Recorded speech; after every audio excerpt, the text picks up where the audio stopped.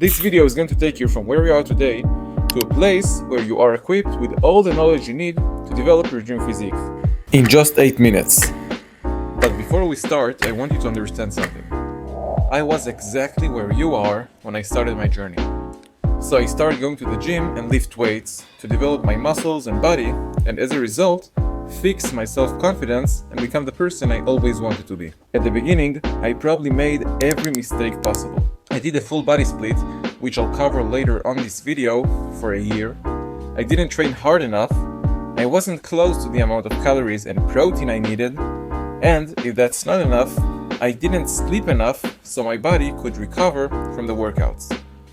When talking about improving your physique and building muscle, there is a concept you must learn, which is called progressive overload. Progressive overload means improving with time.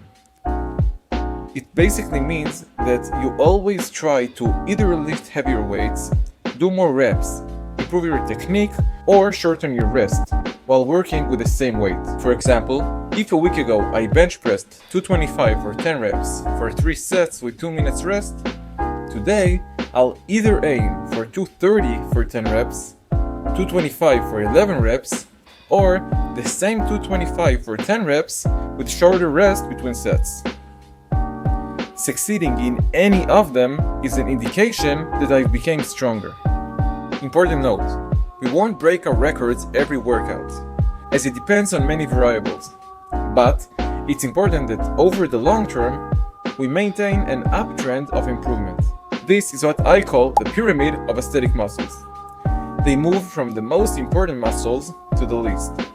But, and it's a big but, all the muscles are important, and we don't want to neglect any muscle, as it will result in an unproportionate body, which looks ridiculous. So all muscles are important, but some are a bit more. The most important muscle, which is actually two, are the back and the delts.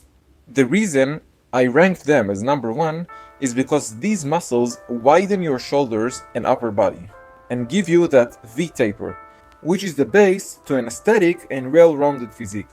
The second tier muscle is the abs. Everyone has abs. Yes, everyone.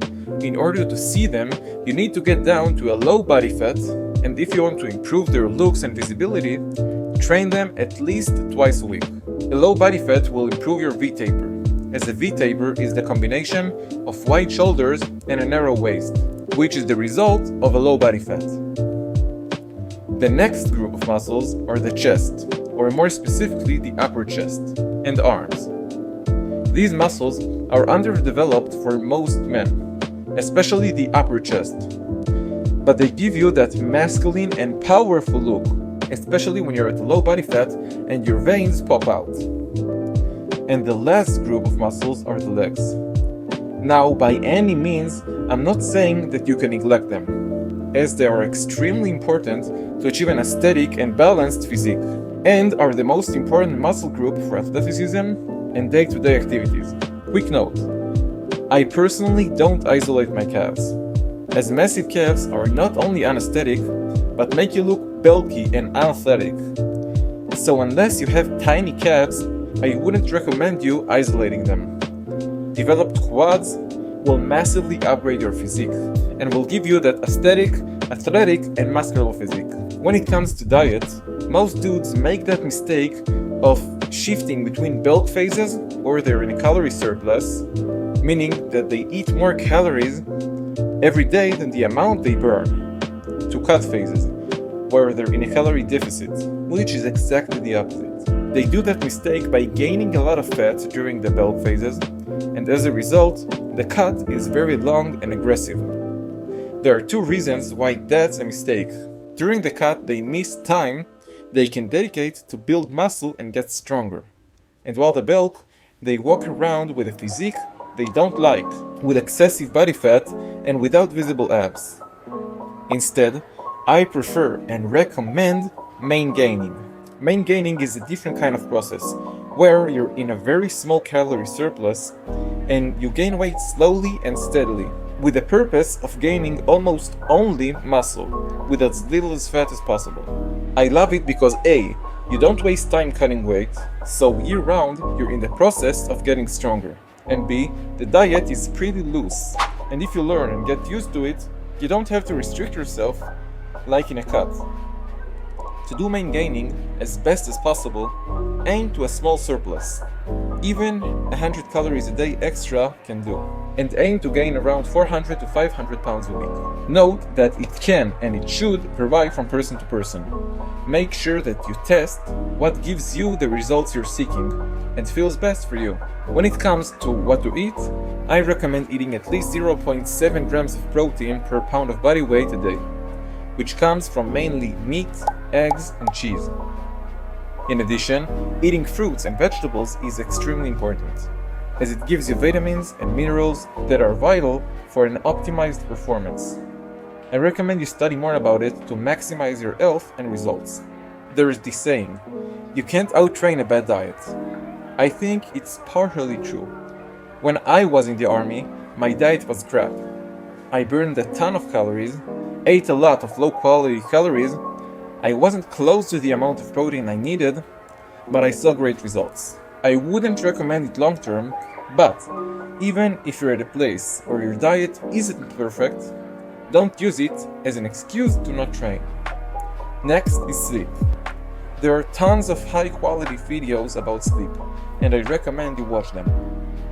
But let me tell you this, sleep at least 7 hours a night. And if you watch this in your room at 2 a.m., close this video and go to sleep.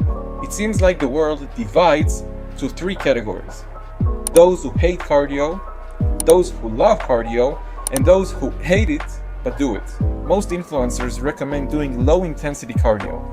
And while it may be more optimal for gym performance, I'm a big advocate of intense cardio, especially if you mix the gym with fighting or any other kind of sport. It develops crazy stamina and mentality, as it's way more difficult than weightlifting. The improved stamina will positively impact your performance and health, and will improve all areas of your life. Now, after we covered the muscles, sleep and diet, the question remains, which exercises should I do? There are many exercises and machines, but 80% of your gains will come from a few exercises that cover the fundamental movements. The exercises are bench press, pull-ups, military press, squat and deadlift. By doing these exercises regularly, you will develop an impressive and aesthetic physique.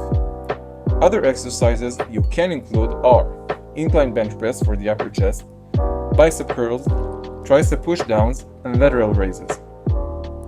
I always recommend working with free weights rather than machines, as they work your core and are more functional. And I'm going to end this video with some motivation. The only way to see results is to be consistent, not only in the gym, but in life. Whether you're a complete beginner or advanced, fitness is a journey. It's a marathon, and the results you'll get depend on the actions you take every single day. You are the only one who's responsible to whether 1 year from now you'll be proud of yourself or ashamed of yourself. You are writing the book of your life. Make sure it's going to be worth reading.